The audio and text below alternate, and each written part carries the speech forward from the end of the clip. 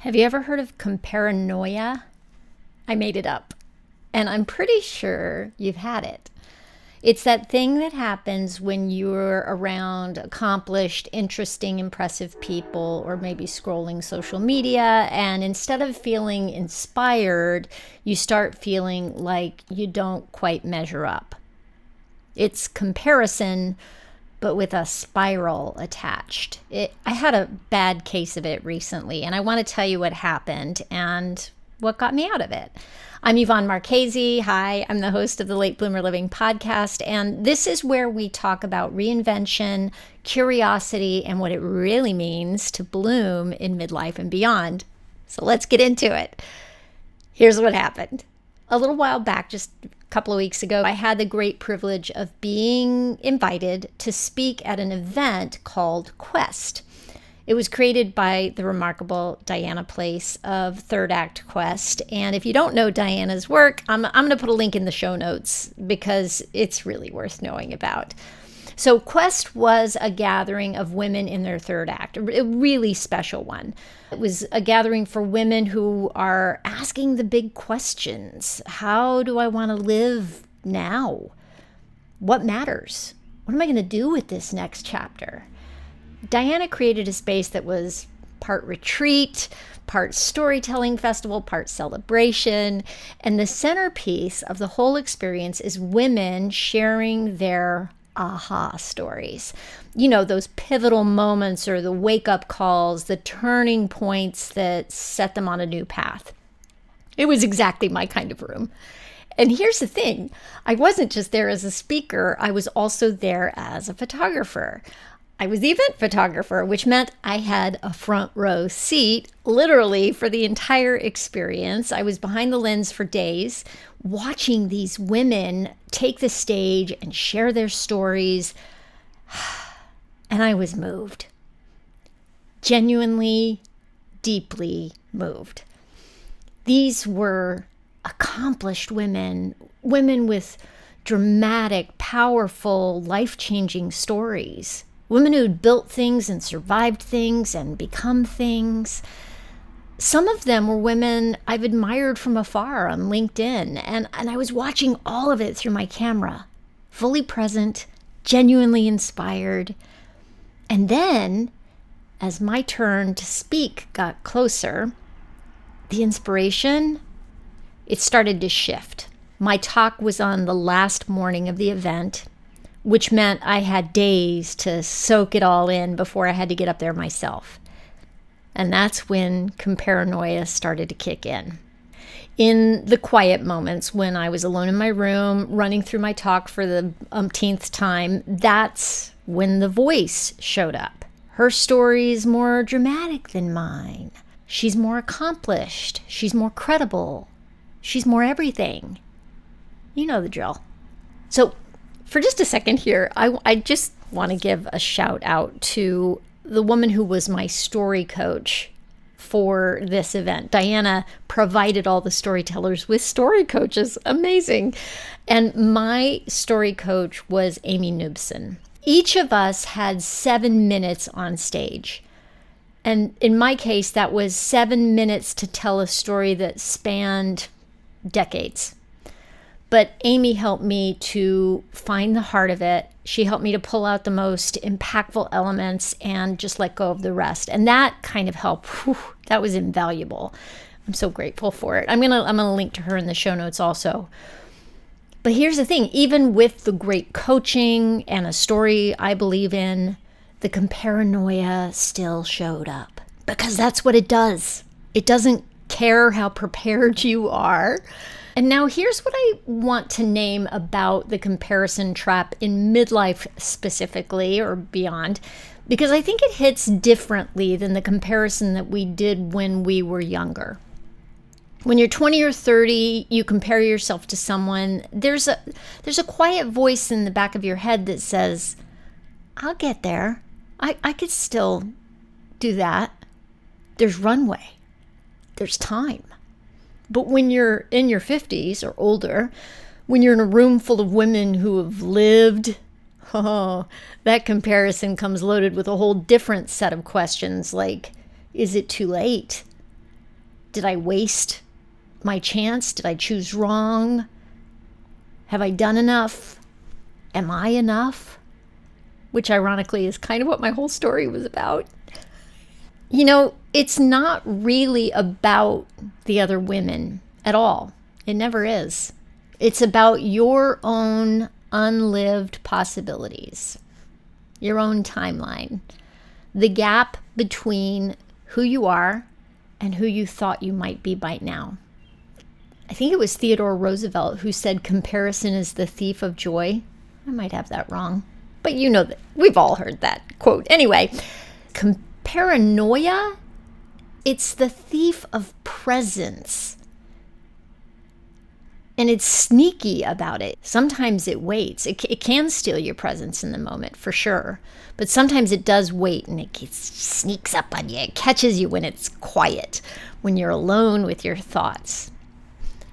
Oof. So my talk was approaching, and I'll be honest with you, I was a mess.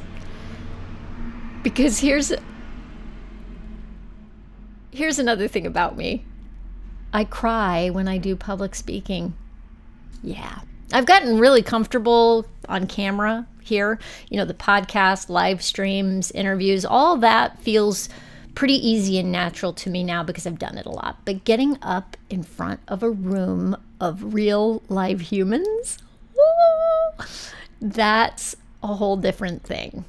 So the night before I was due to talk, I had to have a really serious conversation with myself.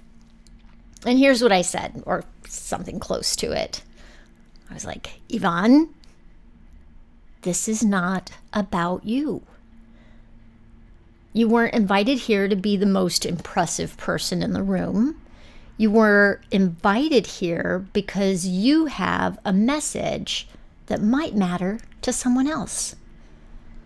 Your job is to show up in service to that and get out of your own head and into the room. Service. That was the word that shifted something. I'm getting all verklempt.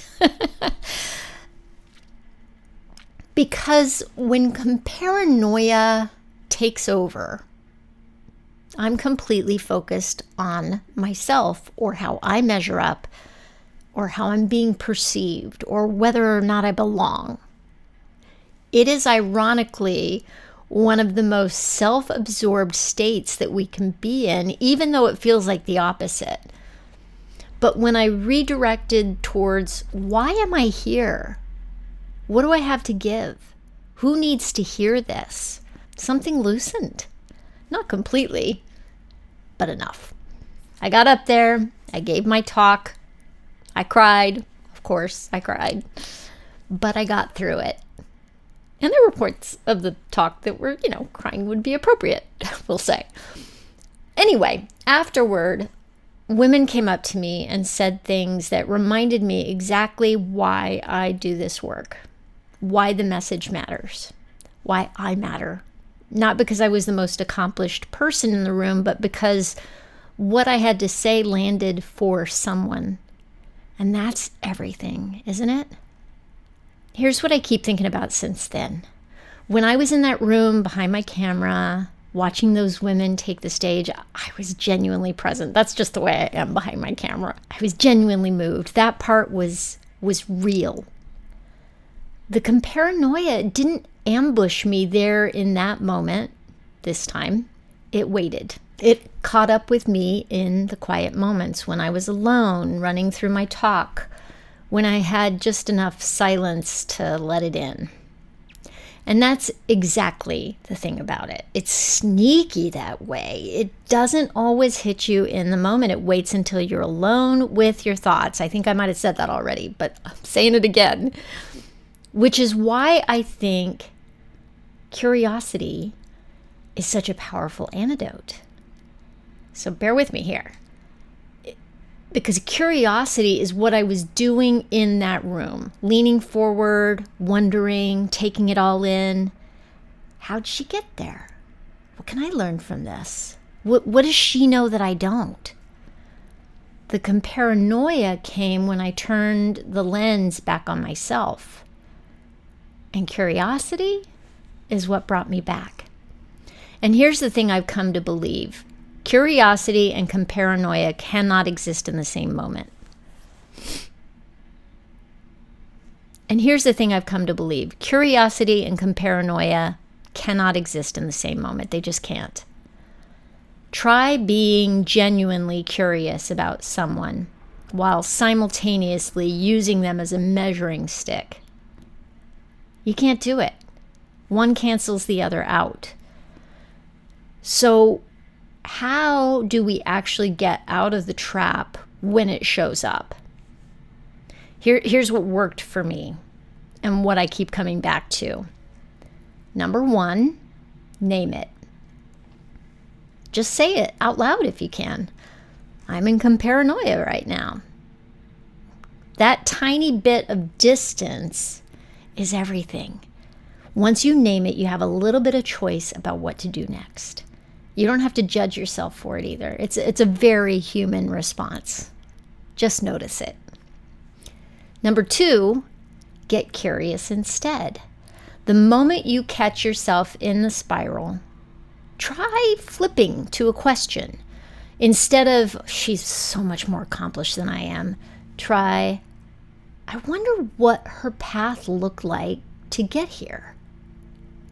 Instead of, her story is much more dramatic than mine, try asking, what is it about her story that's moving me right now? Do you feel the difference? Try it and see. Number three, redirect to service. This is the one that saved me. When I'm spiraling, I am entirely focused on myself.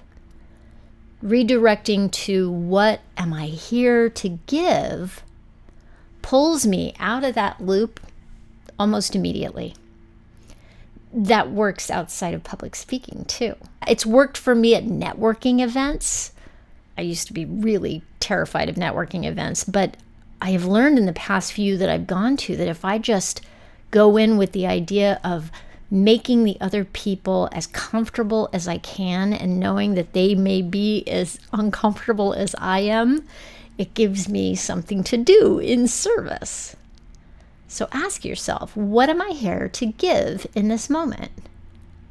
And number four, this is important, remember that you are not behind. The woman who built the company or wrote the book or ran the marathon or changed careers at 60, she's not ahead of you. You are on completely different roads. There's no finish line that you're both racing toward. You're not behind. You are exactly where your path has brought you.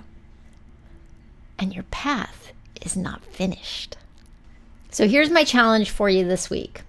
The next time that comparanoia shows up, and it will, just name it out loud if you can. Oop, there it is, comparanoia. And then ask yourself one curious question instead. That's it, just those two moves. Name it and get curious. And if you want to go a little deeper, ask yourself what the comparanoia is really about, because it's almost never about the other person. It's about something you want or something you're afraid of or something you haven't given yourself permission yet to go after. That's really useful information. I'd love to know how this lands for you. Find me on Instagram or drop a comment if you're watching in YouTube and tell me about your comparanoia. You can send me a private message too. Here's one thing I learned at Quest. When we share our stories, it's an act of generosity because somebody else will have felt what you're feeling. So share it. I promise you're not alone. If this resonated, share it with a friend. Maybe especially the friend that you've been quietly comparing yourself to. Just kidding. Kind of. Okay. Until next time, bloom like you mean it, my friend.